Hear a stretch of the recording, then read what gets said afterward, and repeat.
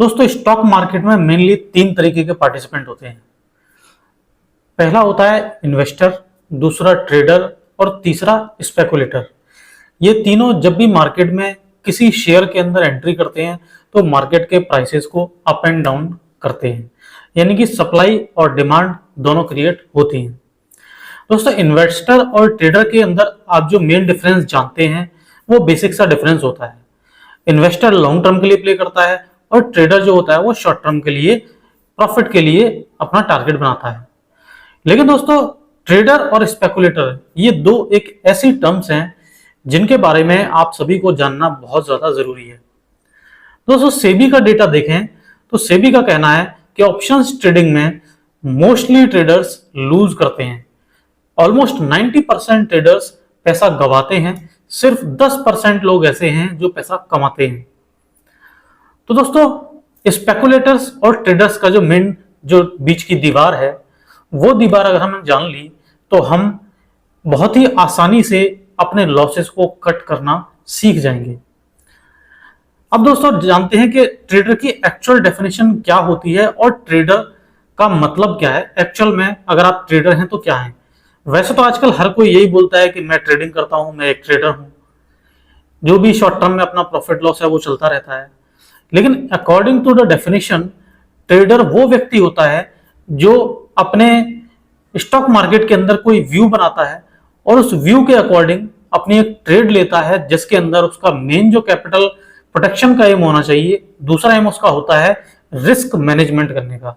यानी कि एक ट्रेडर वो व्यक्ति है जो अपनी कैपिटल को प्रोटेक्ट करते हुए लिमिटेड रिस्क लेते हुए रिटर्न मार्केट से निकालता है। वहीं दूसरी साइड अगर स्पेकुलेटर की बात करें तो स्पेकुलेटर मार्केट में कोई एक आउटकम गेस करता है। जैसे एग्जांपल अगर आरबीआई पॉलिसी आने वाली है तो वो गेस करता है कि आरबीआई पॉलिसी आ रही है 6 तारीख को, इसका मतलब मार्केट ऊपर जा सकता है। तो बस उसने सोचा और गेस किया और उसने अपना ट्रेड एंट्री कर ली।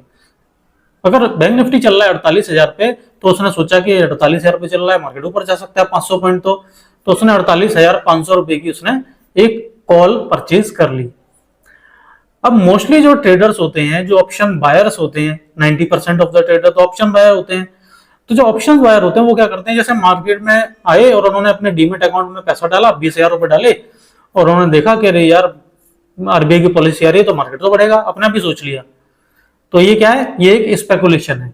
अब उन्होंने सोचा मार्केट बढ़ेगा तो 48,500 की कॉल ले ली, 20,000 अकाउंट में पड़े हुए थे, उन्होंने सीधे क्या किया कि पहली फुर्सत में 10,000 लगा दिए। अब 20,000 में से 10,000 उन्होंने डाल दिए।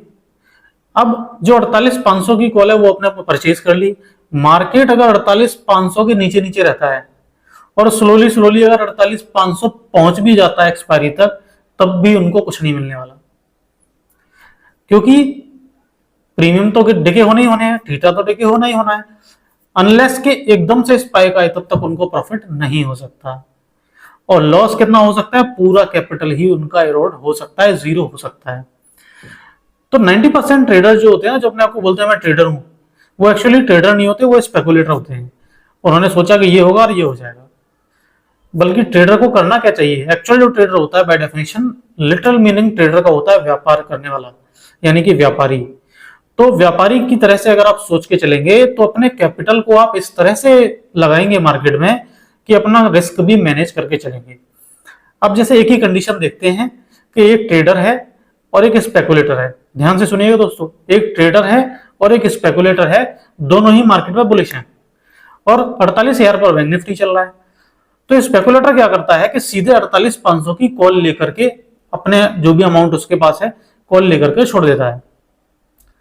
अब अगर मार्केट वहां से नीचे रह गया या वहीं रह गया तो उसका पैसा तो जीरो होना है, क्योंकि उसने रिस्क तो मैनेज किया नहीं।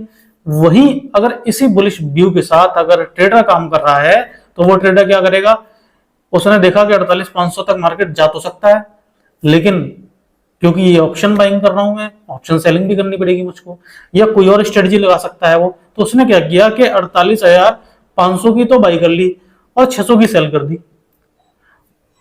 500 की बाई कर ली और 600 की सेल कर दी। अब 48,500 से ऊपर अगर मार्केट जाएगा तो उसके अकॉर्डिंगली प्रॉफिट हो जाएगा और रिस्क भी उसका लिमिटेड ही होगा।